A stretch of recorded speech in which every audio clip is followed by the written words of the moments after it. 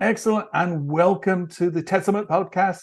We are on the Truth in Telecoms section. We had an excellent TADSummit Innovator session with Dave Horton, so really looking forward to getting that published. And we've got a lot to cover. So this week, Johnny, A, how are you? And B, what's been exciting you this week? Well, the last podcast we just did with Dave was great for me because of just what he's built in the past in the prepaid calling card industry with his platform with Pactulis and what he's doing now with open source. I hope a lot of these guys in the messaging industry watch that one because he's the lipstick on the messaging peg. And they're really amazing. Talk about a guy who forgot what we'll all know about voice. So I think that the Dave podcast is a winner. And look, I think we just did the podcast with Tim McLean at Cameo, who, I mean, talk about a rock star, talk about a superstar. Rock star is not the good name. That's the guys at the TCR. Talk about a superstar. Talk about and we got to put that thing out. Talk about a superstar with Tim. I mean, what a brilliant marketing guy. I mean, he's making it work. What these guys had to do. Yes. To jump hoops. Yeah. To go through something. And unfortunately for him and the rest of the industry, they're being fooled. Yes. Like what did Mark Twain say? Mark Twain say the only thing more difficult than fooling someone is convincing them they have been fooled. Correct. And it's not on him, but you talk about a guy. I mean, everybody should be following what Cameo put together because, it is what it is. But I think we put together some notes, you and I think you should really get into some of the misconceptions and the realities of what he put forth through people, because he's gotten quite a little bit of attention with that podcast in the industry. Oh yeah, and people are listening. So maybe you could get into some of the because what Tim is focused on is just getting the damn thing working, getting your campaigns approved, full stop. And they've had to, as he pointed out, 70% are getting rejected. How can we get that number down? So he's very much focused on just getting your campaigns. And one more important thing he mentioned the fines. Yes. I mean, T-Mobile. So T-Mobile knows the campaign registry doesn't work. Yeah. And you'll get more into that with some of the stuff you'll read off. Exactly. And so now they're the TCPA. I mean, the TCPA is coming. Yep. Right now, there's a new ruling in the Ninth Circuit Court against the guy from the Wolf of Wall Street, the original guy, Jordan, whatever his name is, where if you send one text to a do not call list, you're now subject to TCPA, which is probably why the TCPA lawyers are circling around us, saying, "Hey guys, come and hire us. We're going to protect you," because and the rumblings we hear about Twilio. Not Twilio. T-Mobile, for years have been angry about Cineverse. And that. But you've got two sides of the operators. You've got the business people, and I think the people within the organization that want to stop spam. And then you've got the accountants and the finance group and senior management saying, "Hey, wait a minute, how much money are we making on messaging now? We're clipping at a half a penny each. Let's keep it away." And he brought up the fact of the FCC kind of letting them control themselves with the TCR instead of deploying a Stern Shakin solution. So there's a lot to cover here, but I think to focus in on the hard work that Tim put in, kind of follow up on some of the things that we know. Well, so we've covered in the TCR trilogy, but also that were comments that were passed after, because Tim's video is great, podcast is great, and he's getting a lot of views, and from that people are saying, well, they were in part trying to clarify and also highlighting what they see as issues. So it's always good to get stuff out there and then get feedback from the industry. So I mean, just going through some of the issues on the TCR side, there's no checking of the messages for compliance with the use case. Now, I know Tim was highlighting the importance of, in some of the first messages you send, that it's congruent to the examples you show. But for most of the campaigns that are running, there is no checking of those messages against compliance with the use case, because that is, when you think about it, quite a difficult thing to confirm. Also, and this is a critical one, is there is no tracking of the history of numbers being used for campaigns for investigations.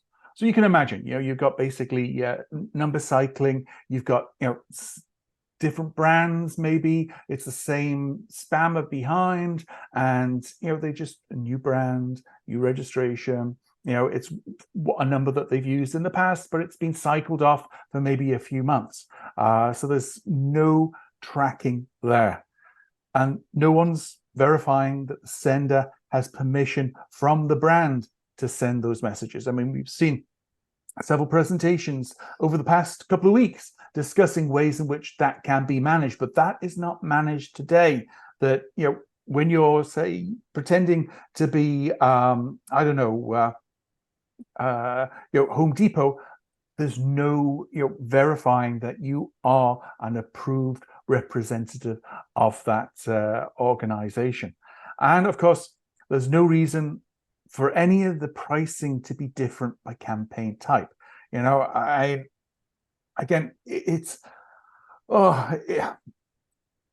grab. Keep going. Money grab. I didn't want to say that, but I'm here. I'm here to say those things. Okay. And then, because all the TCR is doing is making an entry in the net number database. That's it. That, yes, this has been approved, and it's the same for every campaign. So there is no differentiation there. So I think that was, I would say 5 of the issues that we got back as comments when they saw that. But again, what Tim's doing is improving your approval rates to get the campaign running. It's just, being very frank, that doesn't stop spam, and we're still seeing spam at the moment. So I think that's a important. Spam is increased. It's just an elaborate smoke and mirrors. It's just smoke and mirrors. Exactly. And, it's because it's about making people think something is being done. Especially with the FCC, because the FCC wanted to put something like stir shake in place, but the industry went, no, we can manage ourselves. See, look at all the stuff, all the pain and suffering we're causing. Everybody, all these enterprises, all these brands wanting to send messages, and of course, taking it, quite a few tens of millions in the process. The CSPs, pay, a lot of money, to the TCR. So they're invested in, this truth that the TCR has put in place. I mean, you saw the team that, Cameo has put in place to make this work. So, ecosystems all trying to make it work, but that means now that they're vested in this working. And that comes back to what you were saying about Mark Twain. And we see from the outside, some of the CSPs, really are talking up the TCR, which, given what we revealed in the TCR trilogy and in Bill's complaint, it's a little disingenuous to be talking that up. We call it kiss the ring. It's kiss the ring. Yeah, kiss the ring. Come on our show and help us get things done quicker. But I mean, McLean and Cameo, what an impressive company. Oh, yes. Yep. So for him to come out there and kind of lay it out there, wanting to help everybody, even competitors, when do you see that? Yes, exactly. I haven't seen that anywhere. Yeah, because he's trying to be, a good guy for the whole ecosystem and making it work. I think Cameo needs to lock him up, because if anybody sees that, I would hire him if I had a company. That I was like, go get that guy. Yeah, you know what I mean? He's good. Absolutely. Poach him. Absolutely. But I think go for it. No, it's also been kind of quiet since Tata took over, right? Like it's there there was a message that went round that went to some, not all of the brands. CSPs weren't made aware of it. It went to their customers. Yes, it's hey, we're Tata. Yeah. And then we're gonna run the TCR separate, but it's Tata, and we provide all these other services. And look, you can't blame them. There's been a lot of rumors this week as far as Tata looking to sell it. I don't see it. No. I mean, why would they sell it? I mean, we're going to put that report out soon that basically shows the carriers talking about, potentially starting another registry. Yes. Where's the value there? Yeah. I mean, Yeah. We tried to acquire what I was looking to acquire. My standpoint was, wow, I've never seen a bigger cash machine from a percentage of pure profit margin to the campaign registry. It's a great business. Yeah. Who wouldn't want to own it? Yep. Rick's other angle was the foreign ownership and stopping spam and it being independently owned. But, we haven't heard anything from Tata. I don't think Bill's heard anything back on his suit. We still don't know who tried to frame him. Yeah. The guys at the campaign registry are running like everything's okay. I don't know. If I'm running a company, I wouldn't want the frame job guys. Yeah, exactly. In my company. Oh, you know what I mean? But I hear the new guy at Tata, a guy named Mysore, is really sharp. I've talked to some friends that know him, and they're like, "This guy's. You don't get to where he's gotten in Tata Communications by being sharp." So the guys at the campaign registry, they're gonna have to. They're going to be like that, I think, with him. See, he'll drill down and exactly look. They're right. They own it. I mean, where are the carriers? I don't know. T-Mobile's screaming about what? Well, about what? Well, they've been making sure people know there's some big fines on the way. Yeah, big fines. We're now the TCPA. So, but we're not going to put anything in place to stop you from getting fined. But don't send it. Yeah. And by the way, Cineverse, figure it out. Oh, and you can find people too. Where's Cinch? Cinch doesn't get to find people. They don't get the fines. Yeah, I don't understand. It's funny how Cineverse gets that. Yeah, I don't understand why they're not in lockstep. It's the same culture. It goes back to the time when I had Iris and there was Cineverse did everything they could to cripple us. Cineverse did everything they could to cripple SAP. I mean, SAP had Virginia Debris back over there. She's back at Cinch now too, which is a great move by Cinch. Yeah, she navigated around them not stealing Verizon. But, they have all the directs and they're being leaned upon. And when I say Cineverse, I should say Twilio Cineverse. Yes. It's a funny thing. So when a while back, and we'll get to it, when we weren't trying to sell Tintech, Thorsten was trying to find investors to buy out the shareholders. Yeah. And the shareholders were trying to sell the company. And really, it was because of the disaster, how Cineverse destroyed them. I mean, Tintech spent close to $9 million suing them. But Twilio, before they made the acquisition, were looking at Tintech as well. Yes. And, we can get into the Vonage issue too, on how they spent $6.8 billion. They could have just bought Tintech for a fraction of that and solved all their problems. But of course, they're smarter. But I mean, Twilio, because Tintech still only has one, they have a half a hub. They're connected to Cinch. Cinch honors that, the old SAP. So Tintech still has that. Obviously, they have no relationship with Cineverse anymore because they didn't appeal the lawsuit. But so Twilio was talking to Tintech as far as acquiring them, but because they couldn't give them everything, then Cineverse was able to extract $750 million from them and say, we're the only game in town. Yeah. Right. Because what happened was Cinch had acquired SAP. Yeah. Right. And then Cineverse, and then Twilio's going, wait, what are we doing? What are we doing? Where do we go? Right. What did we get to buy? And they nibbled at Tintech, and then they went and made that deal with Cineverse. So the truth is, me trying to restructure Tintech and selling the assets to them, and Cineverse destroying Tintech and the third hub in the U.S. was worth $750 million to Cineverse. Exactly. Right? I mean, because if there was another, and Twilio tried to buy Tintech years ago, but that was another story. So it's just funny how everything comes full circle now. Yeah. And it's right back down to the middle. Yes. And, we talk about, the Vonage thing that you called out months and months ago and wrote about 2021.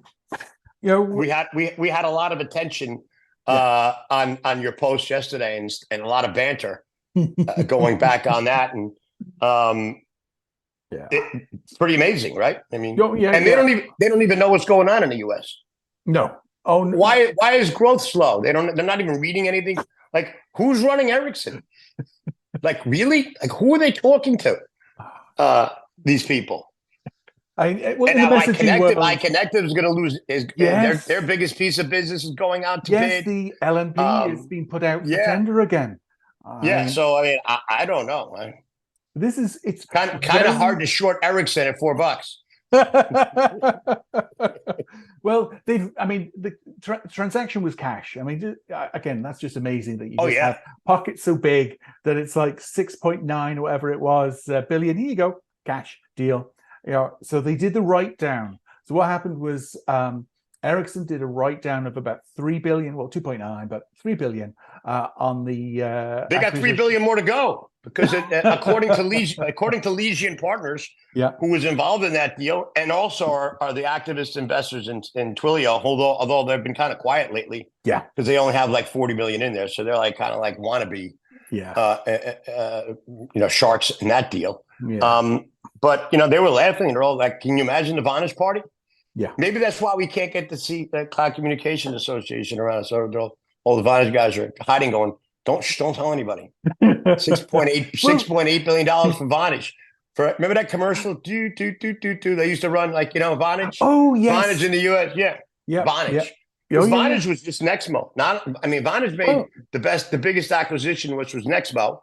Yeah. Which was small in revenue, which was just an aggregator with lipstick on it. Exactly. It was, and in Asia, because Tony had done those deals in some of the Asian countries, so that they had direct connects. They made Talk about a smart guy, Tony. Oh, yeah. Oh yeah. No. His $400 million, I think, to sell turned into $6.8 billion for Vonage. So God bless shareholders and owners of Vonage. I mean, well, there's quite a bit of VoIP in there as well, so it's not just messaging, but but what they're looking to market with Deutsche Telekom is the CPaaS. What they're looking to sell the CPaaS. So where's the sell? Where's the revenue coming in? I mean, I read a comment about a guy with. Because with Vonage, they're acting as a service enabler for the carriers. So this is something that Vonage tried to do with Etisalat before it sold to Ericsson, and then with SoftBank. Is it SoftBank? I'm trying to remember now. KDDI, because Twilio had the deal in Japan with KDDI. And then that closed down earlier this year, and then they were firing up something with Vonage. Now, I'm not sure of the current status because they were going to do trials over the summer, but I've not seen a formal announcement with KDDI. Because, I mean, let's face it, if you can basically go, okay, bye-bye, Twilio, okay, come in, Vonage, you can't have that much business. Well, the USA is still the biggest market, and Root Mobile, and that article that we put out a while back kind of shows how big it is, and now the monopoly is in full force. Yes, I really want to see what Tata does. Yeah. I think here they're holding they're in a catbird seat. Oh yeah, the gossip circulating around is on both sides. So you've got some saying yes, it's going to sell. Some saying, well, it's going to structure so it's independent. But they wrote that too. I mean, I connected how to go through all that stuff. Exactly. I know some of the lawyers on that deal, and they had they couldn't have any foreign nationals. Nobody foreign owned could be running it. The entire tech team. At Campaign Registry talks in Mandarin. I mean, they're 80% of the Campaign Registry employees, foreigners. Yeah. So, I mean, I don't know what they're going to do. But whatever's going on in this world, there seems to be a lot more. I'm trying to scream. I'm trying to find people to tweet at Terry Lake, so maybe she can read how message it. Can you imagine getting her going? Oof. It's in Bill's complaint. She's running for senator. Yeah, but she's not reading it. Nobody's reading it. I don't know. We got to move to X because we're getting censored here on LinkedIn a little too much. We need to expand truth in telecoms and call it treachery in telecoms. Well, but our side is on the positive in terms of showing what's going on. We are on the positive. We're trying to help the little guys. We're trying to help people. We're trying to keep competition. We're trying to help innovators. But even with some of the organizations that run political messaging campaigns, I've pinged them on this to get their feedback, to say, are you aware of this? They're making too much money. They don't care. Those companies are making too much money. I mean, they're charging. They don't care what the price is because they're upcharging to the political parties who'll spend whatever they want. And one question for you, Alan: Who is the CTIA? What do they do? Who pays them? Where are they? How come they get a piece of the short code messaging? Yeah, I mean, a while back, I'll give you a funny story. So when Rick Joyce, Venable represented the carriers for many years. Yeah. And he was reaching out to them. And I had spoken to one senior executive. And we was basically talking about how, well, we believe this thing should be independent at the end of the day. But they did nothing about it. Yeah. You know what I mean? And his stance was he believed that Google would be the one to acquire the campaign registry in a couple of years.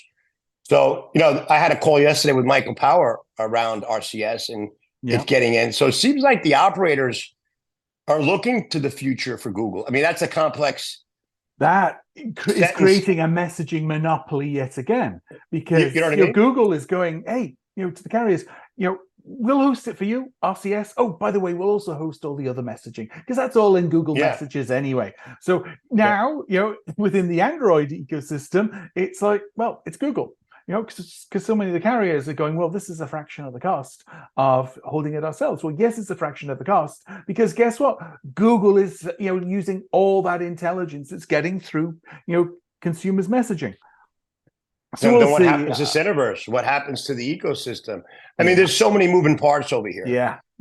And it's also guys political. like Tim McLean, these guys, political, I mean, the FCC, I don't know what they're going to do. They put this thing out on net neutrality now, and whatever they're looking to go. But well, that's fashion. I see that as political fashion. It comes in, it comes out.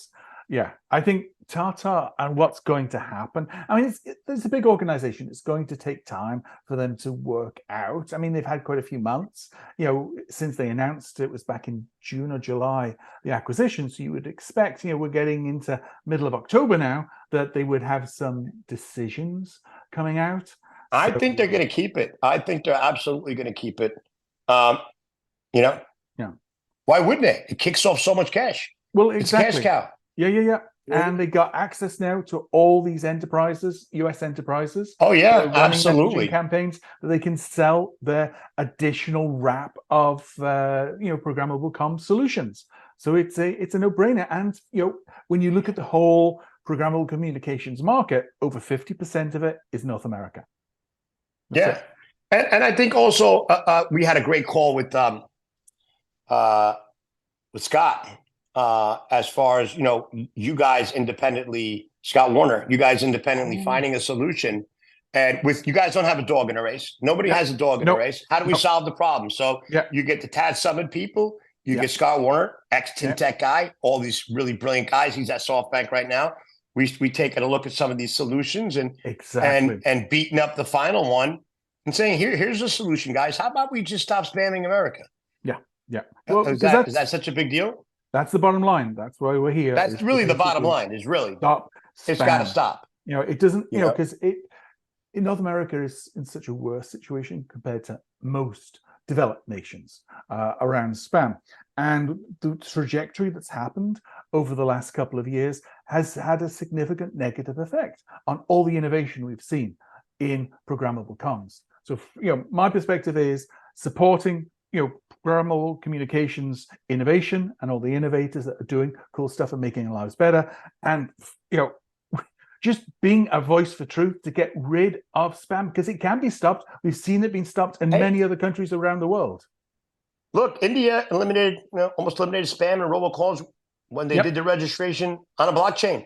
Correct. So that's one of the solutions that we're looking at. Exactly. Guys got patents. Guys got a solution. You guys are all vetting it. Scott Warner will be getting some stuff over with his team of brilliant guys that are in the weeds. Review. It's just get the material out there, open review, open comments. So it's not vested in an old boys network, or it's vested within the sort of the old world legacy telco ecosystem. We get a broader review from minds that are great across so many different disciplines, so that we produce something that works and is good for all American consumers. And next week is TADSummit. Bill Peters will be speaking. Yay! That's going to be really fascinating. And boys, you're going to blow some doors off of people. But Vantage, where are you? Are you paying attention? Infobip. I reached out to Infobip. Infobip, are you watching what's going on here? Cinch, how come you don't get paid? You don't get the spam review fee. Where's that? T-Mobile. Who's the operator? Oh, by the way, who is the operator? We'll find out. Tata knows. Tata going to tell everybody? Is Tata going to reach out to Bill? I don't know. Are they going to keep the frame job guys? I feel like an old Batman commercial. Yeah, there's a lot of questions, but I think it'll be interesting over the next couple of months. Hopefully, we'll start to see some of those questions being answered. At least we can hope. Well, we're getting attention. We're definitely getting attention with the industry. I even had that guy, Evan Crystal, who somehow has got 500,000 followers on Twitter. I don't know how he did that. But he's like, he represents this T-Mobile. He does that other. He had like one of my comments. I'm like, wow, you like think about moving up in the world. So, people paying attention. Exactly. Cool. But yeah, I mean, let's see. Yep, we will. Is the MEF? Is Dario showing up next week? Or is it? Of course not. He's not showing up. The book club is turning up. But you spoke at MEF. Well, aren't they coming? Well, that was Isabel invited me. Isabel has been to TADSummit many times. So I think we got to kind of do an integration with the MEF, and where we call out the no BS and they do their brilliant stuff. That was a brilliant show that you did and some of the other events. So yeah, that's what I'd like to see happen. And maybe could somebody tell me who the CTA is? Where's the CTA? Who is the CTA? Who's on the board? What are they doing? It's where are they? So that's what the operator told me. So somebody from the operator, we put the first offer in for TCR. A senior executive said, well, why don't you go talk to the CTIA? I'm like, why? Yeah. Go. Well, you know what I mean? I guess because they know they don't have any cover on this TCR, right? You got the operators working with each other, all in the same pricing. Yes. Creating whatever. And who's going to say anything to them? Yep. Nobody. They're going to do whatever they want, but it's anti-competitive. Yep. And it doesn't work. But they want to fine you if you spam. And now, mark my words, TCPA is coming. Yes. And the attorneys are looking. And when they start looking, but look at Cameo. He's ahead of the game. He knows. Yeah. No, we have customers that says, don't even send messages to T-Mobile. Now, how does that help? How does that help innovation? How does that help getting the message across? Right? So we can go on and on, but it just reminds me of one conversation I was having where it was like, I'm not sure we want to invest in that legacy SMS stuff because it's being made legacy because you make it so damn complex, so damn difficult, it all moves to IP. Yeah. Bottom line. A lot of it, but people still have phones. The average person just wants to open up their phone. They don't want to have a Google app, a WhatsApp, an iMessage app. They don't want to be, it's too complicated. A Meta app, this app, that app. Market segments. Services. For all the old people that still use, look at the voice phone, the voice home phone. And we're down to, I think it's like less than 30% now of homes that have a home phone. So it's a minority now. Most do not because they have mobile. Still 90 million people. Yeah. It's a segment, but it becomes a less and less supported segment over time because these transitions take decades. But I would say that when you look across the majority of mobile phone users, they have multiple messaging apps. Simple as that. So yes, SMS is there, but if you're in, say, if you're in China, you're using basically WeChat. If you're in Japan, you're using Line. If you're in, say, the Middle East, WhatsApp dominates to the point whereby you barely use SMS. If you're in China, you use what they want you to use, and that's a whole other problem in itself. If you're in China, get out. That just impacts your social credit rating. That's all. You can use whatever you want, but don't expect a high social credit rating. Feel bad for those people, boy. But it is fragmented. But within a country, is that it works. WeChat works within China. Line works within Japan. Basically WhatsApp works within so many countries. And, I have WhatsApp, I have, basically Element, Telegram, Skype.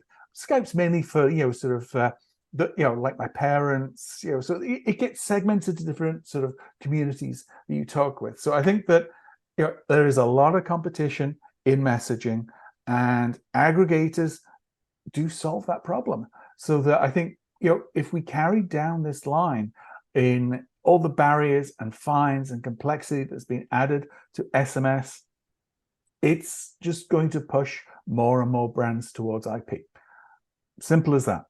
And people not opening up text messages because they're being told not to by Chris. I haven't seen Chris Drake on TV lately. He's always doing those news channels shows about getting spam. But I mean, Twilio's at $55 a share today. It's just amazing, these market caps. But anyhow, look, I think lots of questions, not many answers. Lots of questions. Great show. Tim McLean rocks. TCR exactly. Doesn't work. Where are you? Exactly. And look, that cover up over here. I mean, they covered up the amount of fraud that went on at Calera with Avi Katz and Dario. I mean, they're out running down the street right now. Yeah, so I guess they made the money. Crime pays. Sadly. But anyway, we're running on here. So again, Johnny, thanks so much. Catch you later. Bye-bye. Bye-bye.